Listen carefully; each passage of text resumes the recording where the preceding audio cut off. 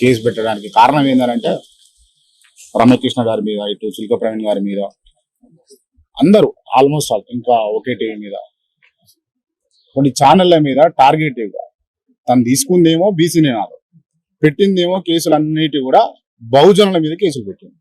So ఇక్కడనే మనకు స్పష్టమైతా ఉన్నది, మల్లన్న అనేటటువంటి వ్యక్తి తన స్వార్థపూరిత రాజకీయాల కోసం చేస్తుండా లేకపోతే బీసీ నినాదాన్ని బతికించడం కోసం చేస్తున్నాను అన్నది నెంబర్ 1 పాయింట్.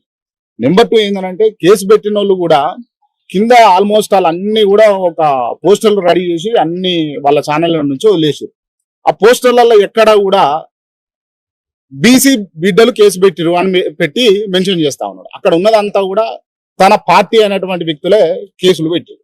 ఎందుకు అంటే తననన్నందుకు గానుగా వీళ్ళు పోయి అందరూ కేసులు పెట్టారు.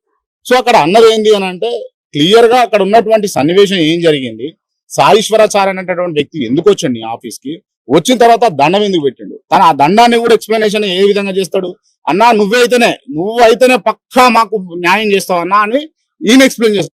మీ వాళ్ళు ఇంతగానం వచ్చినా కూడా ఎన్నిసార్లు వచ్చినా చేస్తలేడు అని ఆయన పెట్టి ఉంటాడు. సో ఈ రకంగా అనుమానాలు అయితే మాకున్నాయి. అసలు ఏం జరిగింది, సాయిశ్వరాచార్య ఎందుకు వచ్చిండు, వచ్చిన తర్వాత అక్కడ లోపల ఎవరితోటి మాట్లాడినప్పుడు ఆయన తిట్టిర్రా, కొడతామన్నారా, బెదిరించిర్రా, ఏం చేసారు, ఆయన ఎందుకు చనిపోవాల్సి వచ్చింది, ఈ అంశాన్ని చెప్పవలసినటువంటి బాధ్యత తన మీద ఉన్నది. అండ్ రజనీకాంత్ గారు ఇందాక చెప్పారు క్లియర్ గా, ఏడ్చే మొగ్గుని నమ్మొద్దు అని.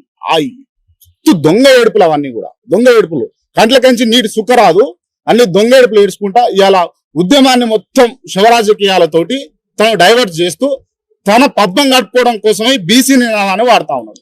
గతంలో మీరు మొదటి నుంచి చూసుకున్నా కూడా ఏ నినాదమైనా చూసినా ఆర్టీఆర్ అన్నాడు, తర్వాత దళితులను పైకి తీసుకొస్తా అని చెప్పేసి ఓ దళిత ముసుగు కప్పుకున్నాడు, దాని తర్వాత 7200, ఇంకా ఇట్లా చెప్తూ పోతే కోదండరాం సార్ పార్టీ కాన్సెల్లి విశారదన్ మహారాజ్ దాకా, మొన్న కాంగ్రెస్ పార్టీ దాకా, ఇట్లా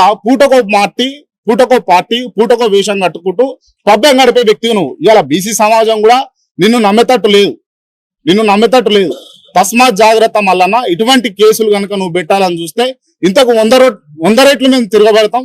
ఖచ్చితంగా నీకు మంచి సమాధానమే చెప్తాం. నువ్వు మళ్ళీ నోరు మేపకుంటుంటది. ఇక దయచేసి నువ్వు జాగ్రత్త పడాల్సినటువంటి సమయం అయితే వచ్చింది. ఇక నీ బిస్తర్ సర్దుకోవాల్సిందే ఖచ్చితంగా. ఇది మాత్రం నేను గట్టిగా చెప్పదలుచుకున్నాను. Right, thank you.